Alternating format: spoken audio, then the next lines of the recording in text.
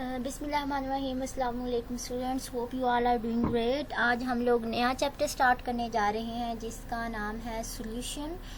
तो हम लोग यहाँ पे सॉल्यूशन और उसकी वो क्या प्रॉपर्टीज़ आगे फर्दर फॉलो करता है उसको स्टडी करेंगे। तो जो प्रॉपर्टीज़ हैं बेसिकली वो कोलिगेटिव प्रॉपर्टीज़ हैं जो हम लोग वन बाय वन स्टडी करने वाले हैं आगे फर्दर लेक्चर्स में भी। उसमें से एक जो है वो है लोअरिंग ऑफ वेपर प्रेशर, जिसको आज हम लोग टच करेंगे। लेकिन इससे पहले हम लोग देख लेते हैं कि कोलिगेटिव प्रॉपर्टीज़ क्या होता है। Colligative properties as one which depend upon the number of particles in solution. मतलब कि वो प्रॉपर्टीज़ जो सॉल्यूशन के अंदर सिर्फ नंबर ऑफ पार्टिकल्स पे डिपेंड करती हैं। नंबर ऑफ पार्टिकल्स पे सॉल्यूशन हम लोग ऑलरेडी जानते हैं कि सॉल्यूशन जो है वो सॉल्वेंट और सोल्यूट से मिलकर बना होता है। सॉल्वेंट वो जो क्वांटिटी में ज़्यादा मिकदार में मौजूद होता है और सोल्यूट वो जिसकी क्वांटिटी कम होती है, और दोनों को जब कलेक्टिवली एक दूसरे में मिक्स किया जाता है तो सॉल्यूशन बनता है। तो जो सोल्यूट या सॉल्वेंट है उनके पार्टिकल्स के नंबर के ऊपर डिपेंड करता है, ना ही ये साइज के ऊपर डिपेंड करता है, ना ही उन पार्टिकल्स की केमिकल नेचर के ऊपर डिपेंड करता है। ठीक हो गया। कोलिगेटिव प्रॉपर्टीज जो हैं वो कोलिगेटिव प्रॉपर्टीज 3 से 4 टाइप्स की हैं। Lowering of vapour pressure, elevation of the boiling point, depression of freezing point and osmotic pressure. अच्छा, ये सारी की सारी जो हैं वो कोलिगेटिव प्रॉपर्टीज़ हैं। कोलिगेटिव प्रॉपर्टीज़ के अगर नाम को देखें तो ये एक ग्रीक वर्ड है जो कि कोलिगेटिस वर्ड से निकला है, और कोलिगेटिस होता है कलेक्टेड टुगेदर। कलेक्टेड टुगेदर से मुराद यहाँ पे ये कि सिंपली अगर हम लोग एक प्रॉपर्टी को कैलकुलेट या मेजर करते हैं तो ऑब्वियसली अब ये सारी की सारी तो नंबर ऑफ पार्टिकल्स पे डिपेंड करती हैं। ठीक है, अगर हम लोग एक को अगर मेजर कर लें तो एक से दूसरी प्रॉपर्टीज़ को भी कैलकुलेट किया जा सकता है, इसलिए कहते हैं कलेक्टिव टुगेदर कोलिगेटिव प्रॉपर्टीज़ को। अच्छा, इसका अब जो कोलिगेटिव प्रॉपर्टीज़ का मेन मकसद या बेसिक जो यूज़ क्या है कि it helps to find out the molecular weight of the dissolve substances. तो ये सिंपली जो डिज़ोल्व सब्सटेंसेस हैं, चाहे सोल्यूट या सोल्यूट कोई भी है, उसको इसके मॉलिक्यूलर वेट को फाइंड आउट करने के लिए, डिटरमाइन करने के लिए या कैलकुलेट करने के लिए भी ये प्रॉपर्टीज़ जो है वो हेल्पफुल होती हैं। अब जो हमारा मेन टॉपिक है उसकी तरफ चलते हैं कि लोअरिंग ऑफ वेपर प्रेशर।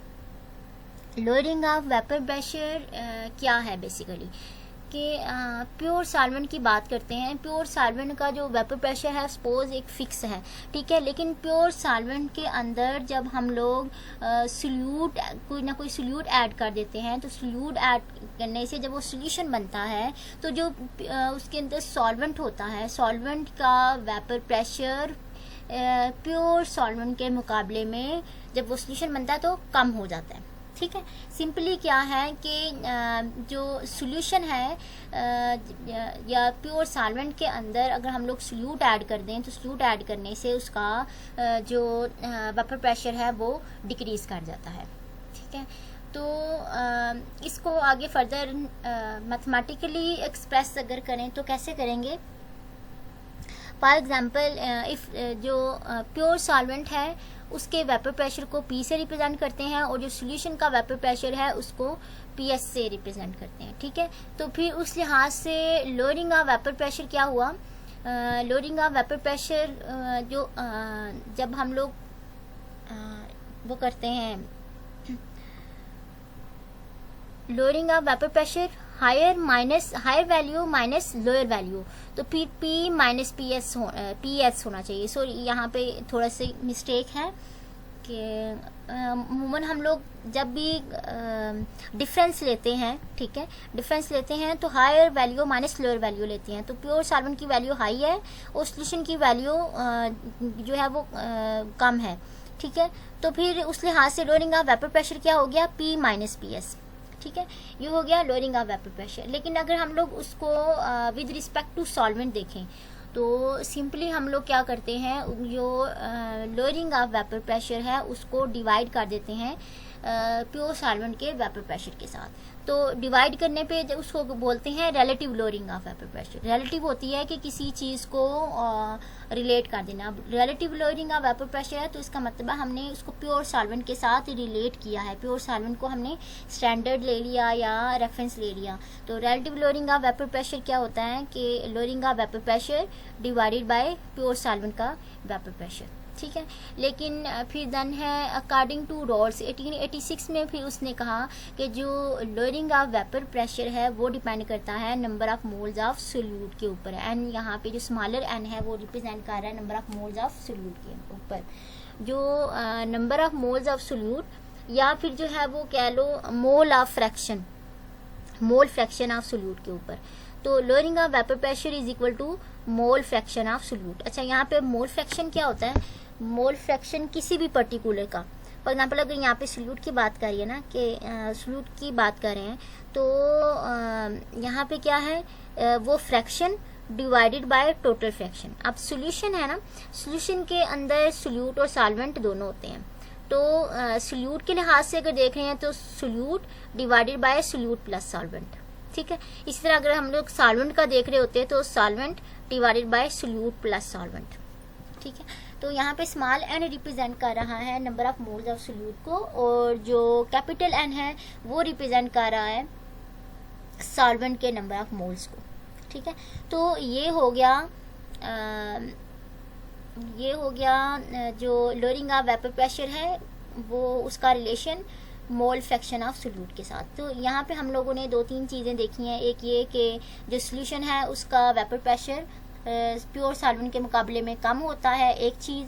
दूसरा चीज़ ये कि अगर रिलेटिव लोअरिंग देखें तो वो सिंपली क्या कर देते हैं, लोअरिंग ऑफ वेपर प्रेशर को प्योर सॉल्वेंट के वेपर प्रेशर से डिवाइड कर देते हैं। दूसरी चीज़, तीसरी चीज़ जो रोल्स ने जो है वो स्टेट की थी वो ये थी कि जो लोअरिंग ऑफ वेपर प्रेशर है वो डिपेंड करती है या वो इक्वल होती है किसके, मोल फ्रैक्शन ऑफ सोल्यूट के, ठीक है। ये 2-3 चीज़ें हम लोगों ने इसमें देखी हैं। आगे है जो रॉल्स लॉ है, जो हम लोगों ने ये पीछे ये मैथमेटिकल एक्सप्रेशन देखी है, इसको डिराइव करना है, ठीक है। इससे पहले उसने जो ये लोअरिंग ऑफ वेपर प्रेशर का फिनोमेना है उसको थोड़ा सा एक्सप्लेन किया है।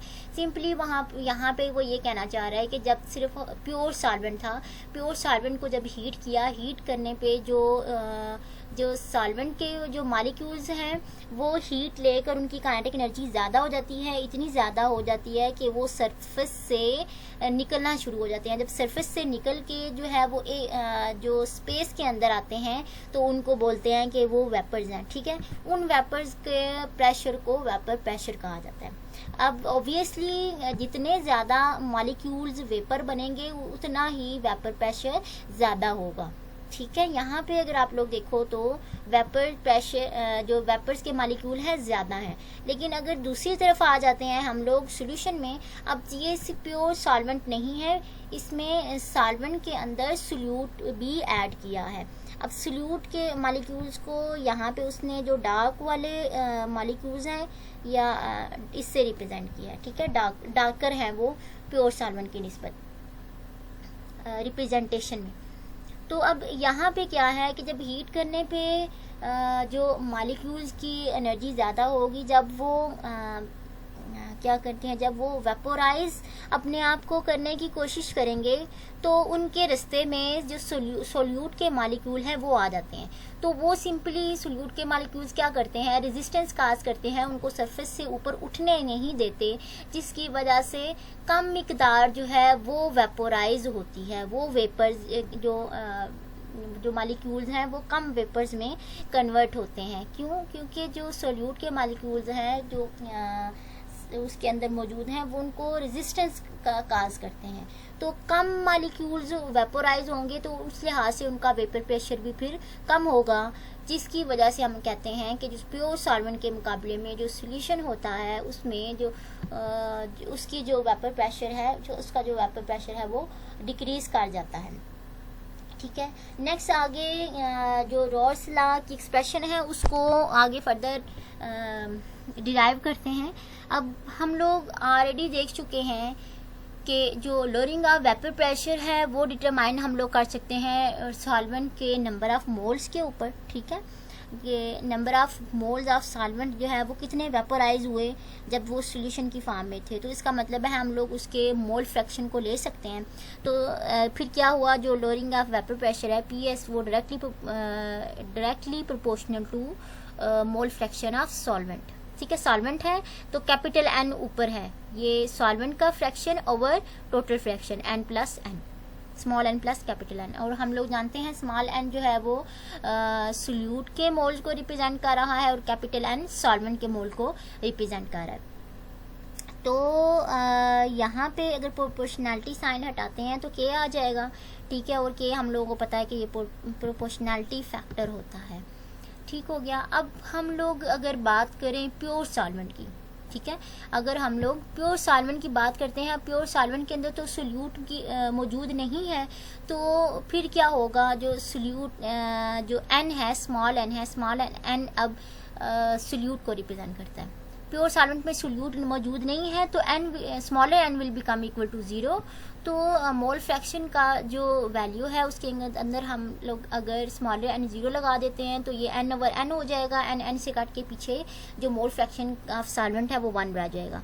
तो उस केस में जो इक्वेशन हमारे पास 1 है उसके अंदर मोल फ्रैक्शन 0 हो जाएगा, बाकी पीछे अगर देखो तो ये सारा का सारा 1 हो गया।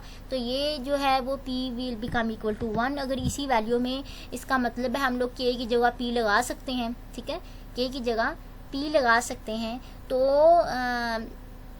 क्या हुआ, सिंपली K की जगह यहाँ पे P लगा दिया, ठीक है।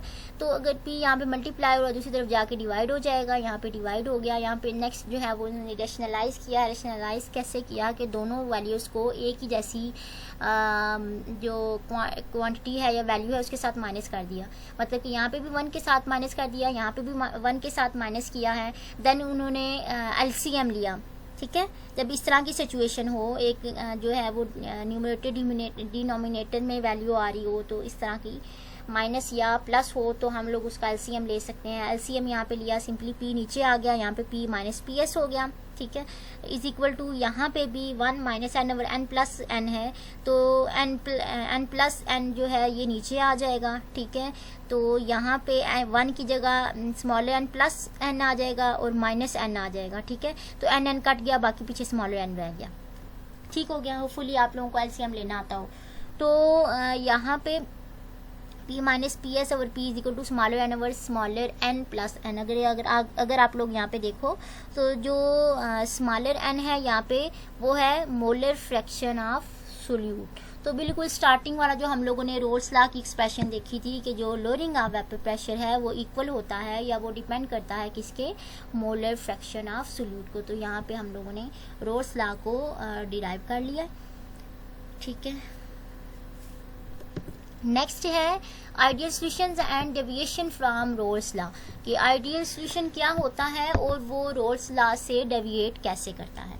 आइडियल सॉल्यूशन सिंपली ऐसे सॉल्यूशंस जो कि स्ट्रिक्टली रोल्स लॉ को ओबे करते हैं वो आइडियल सॉल्यूशन कहलाते हैं, और जो ओबे नहीं करते उनको नॉन आइडियल कहते हैं, और या फिर उनको रियल सॉल्यूशन भी कहते हैं, ठीक है। आगे फर्दर हम लोग इसमें 3 केसेस स्टडी करने वाले हैं कि और फिर उन केसेस को चेक करेंगे कि आया वो आइडियल बिहेवियर शो करते हैं या वो सॉल्यूशन आइडियल बिहेवियर शो करते हैं या नहीं करते।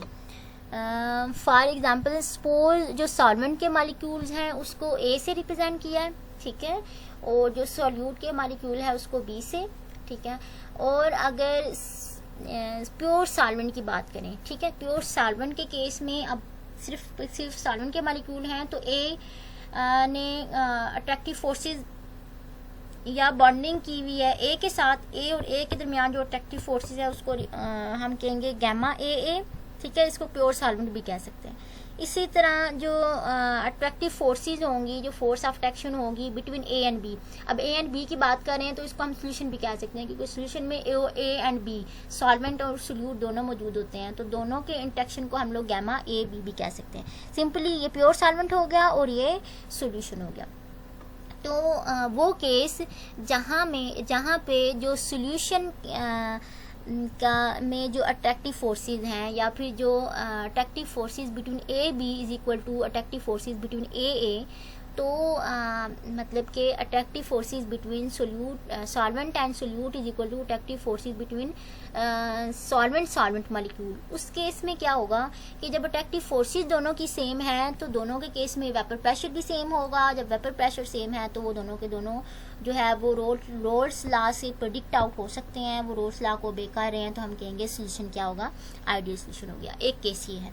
दूसरा केस क्या है कि जब गैमा ए बी है, जब ए और बी सॉल्वेंट और सोल्यूट के दरमियान जो अट्रैक्टिव फोर्सेस हैं वो जब ग्रेटर होंगी किसके, सॉल्वेंट और सॉल्वेंट के जो मॉलिक्यूल्स हैं, सॉल्वेंट के दो मॉलिक्यूल्स हैं उनके दरमियान। तो इस केस में क्या होगा, अब अगर आप लोग देखो कि जो सोल्यूशन के जो ए बी मॉलिक्यूल हैं सोल्यूट सॉल्वेंट के दरमियान अट्रैक्टिव फोर्सेस ज़्यादा है। अट्रैक्टिव फोर्सेस ज़्यादा होने की वजह से वो इजीली सरफेस को लीव नहीं कर सकता, ठीक है, वेपर में कन्वर्ट इजीली नहीं हो सकता। तो फिर हम लोग कहेंगे कि उसका वेपर प्रेशर वो क्या हो जाएगा, कम हो जाएगा।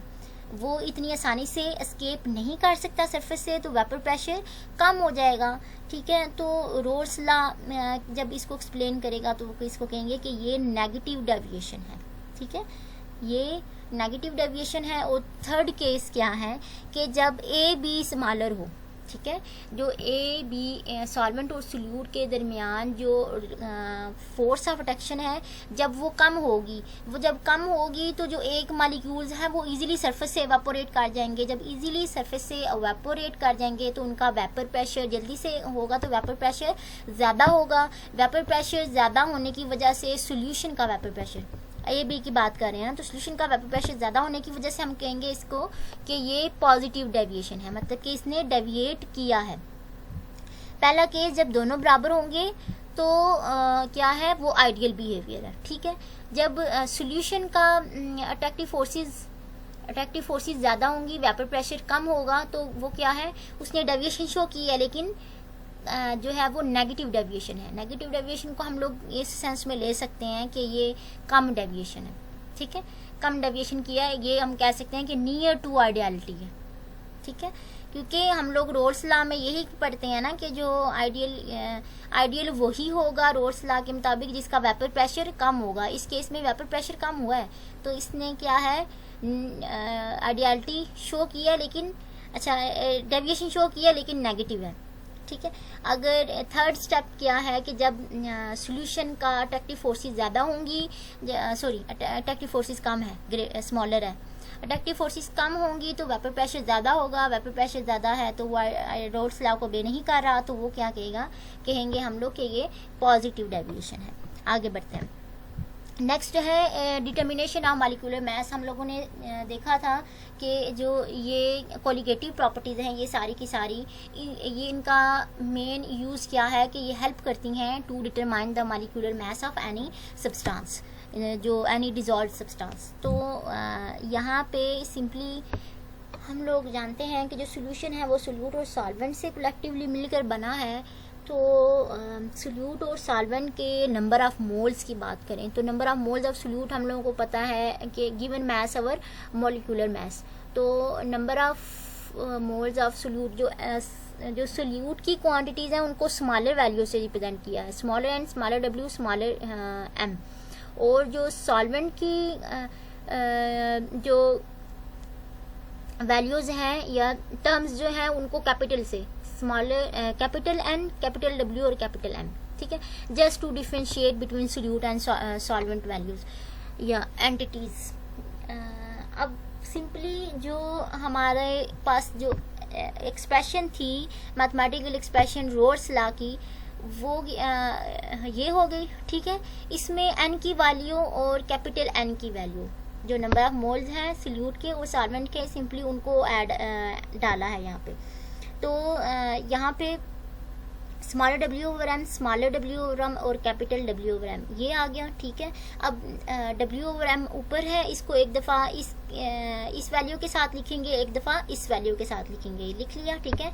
ऊपर और नीचे वाली टर्म दोनों सेम है, ये कैंसिल आउट हो जाएंगी, ठीक है। और ये जो इक्वेशन है ये रीअरेंज होके इस तरह से आ जाएगी। आप लोग ऑलरेडी जानते हैं कि जब भी डिनोमिनेटर है या डिनोमिनेटर में भी अगेन जो है वो इस तरह का फ्रैक्शन आ रहा हो तो फिर वो वैल्यू इन्वर्ट हो जाती है। तो यहाँ पे भी इस केस में वैल्यू इन्वर्ट हो गई है, तो ये जो साइड है वो रीशेप होके कुछ इस तरह से आ गई है। तो यहाँ पे सिंपली क्या है, P minus P S over P is equal to smaller W capital M over smaller M over capital W। तो सिंपली क्या है, अगर हमें lowering of vapour pressure already known हो, जो सॉल्वेंट है उसका गिवन मैस और मॉलिक्यूलर मैस ऑलरेडी नोन हो, तो यहाँ से हम लोग जो सोल्यूट का मॉलिक्यूलर मैस है स्मॉलर m है वो हम लोग कैलकुलेट कर सकते हैं, ठीक है। तो सिंपली जो लोअरिंग ऑफ वेपर प्रेशर है इसकी जो इक्वेशन है जो रोल्स लॉ से जो डिराइव्ड है उसको यूज़ करते हुए हम लोग जो मॉलिक्यूलर मैस ऑफ सोल्यूट की जो वैल्यू है वो डिटरमाइन कर सकते हैं। आज के लिए इतना ही।